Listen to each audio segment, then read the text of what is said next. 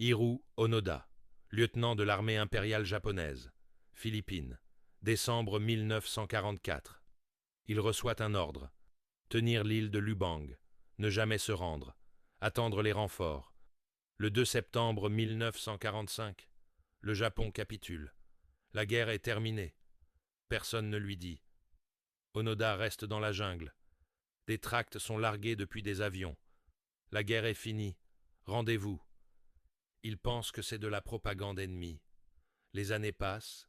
Ses compagnons meurent un par un. Le dernier tombe en 1972. Onoda est seul. En 1959, le Japon le déclare officiellement mort. Il est vivant, dans la jungle.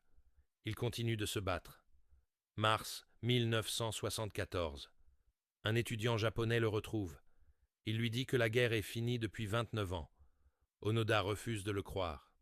Il ne déposera les armes que sur ordre de son supérieur direct. Le gouvernement japonais retrouve le major Taniguchi, son ancien commandant, devenu libraire. Il prend l'avion pour les Philippines. Il entre dans la jungle. Il lit les ordres officiels à voix haute. Le 9 mars 1974, Hiroo Onoda dépose son fusil, encore en parfait état de fonctionnement. 500 cartouches, ses grenades, son sabre de samouraï. Il a 52 ans. Il est entré dans cette jungle à 22 ans. Le monde entier l'attendait. Il ne le savait pas. De retour au Japon, il crée une école de survie pour les enfants. Il meurt le 16 janvier 2014, à 91 ans. 29 ans de guerre. Pour rien. Ou pour tout. Selon ce qu'on appelle la loyauté.